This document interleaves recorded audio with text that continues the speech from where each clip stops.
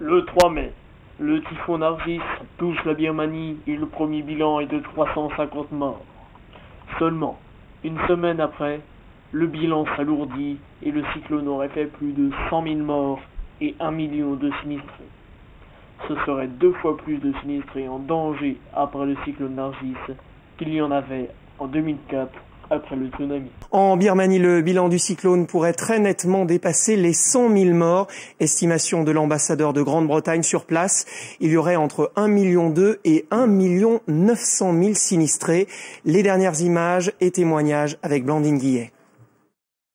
Il fouille les décombres pour sauver ce qui peut encore l'être. Une semaine après le passage du cyclone, les survivants se trouvent toujours dans la même détresse.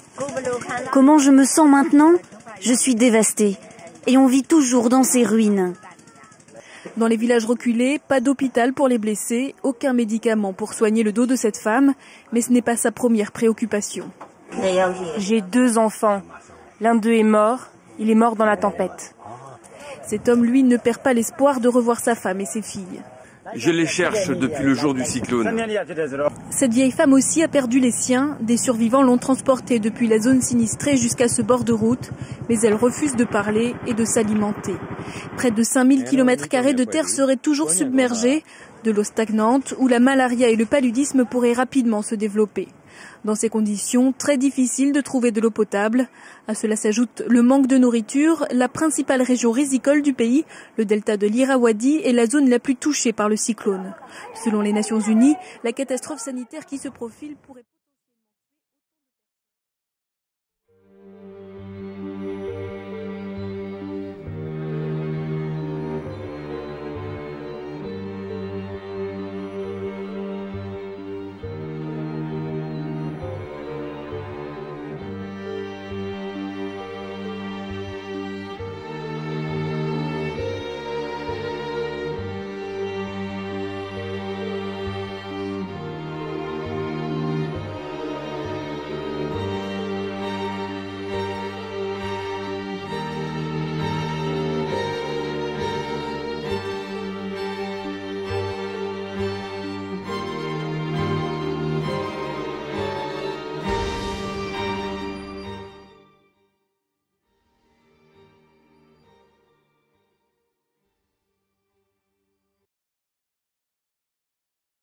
Prêt à s'entre-déchirer à la moindre occasion. De l'aide humanitaire arrive enfin en Birmanie, mais on est loin du compte. Alors qu'un avion de la Croix-Rouge avec 35 tonnes de matériel a pu se poser à Rangoon, un bateau de la Croix-Rouge a lui coulé dans le delta de l'Irrawaddy, la zone la plus touchée par le cyclone. L'aide a du mal à arriver jusqu'aux sinistrés. Il serait 1,5 million. Quant au bilan officiel, il est à présent de 28 000 morts et 33 000 disparus. On retrouve à Rangoon par téléphone notre envoyée spéciale Nathalie Brun qui est parvenue à entrer hier dans le pays. Nous avons passé toute la journée dans le sud-ouest de Rangoon, une région dévastée par le cyclone et où beaucoup d'habitants sont coupés du monde. Ils appellent à l'aide, nous supplient de faire quelque chose pour eux avant qu'il soit trop tard. Il leur reste très peu de réserves de riz, pas d'eau potable à part l'eau de pluie. Ils n'ont plus les moyens d'acheter de quoi manger et encore moins de se procurer du fioul pour aller chercher des vivres à Rangoon, la capitale.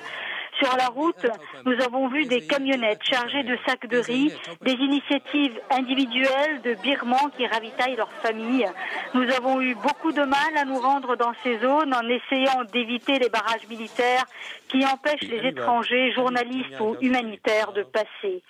Quand on pense que les habitants de la région la plus touchée, notamment celle de l'Abouta, sont dans une situation bien plus dramatique que celle que nous avons pu voir, nous sommes sûrs désormais que plus les jours passent, plus nous réussirons à avancer dans le delta de l'Irrawaddy et plus nous découvrirons que cette catastrophe est d'une ampleur inimaginable.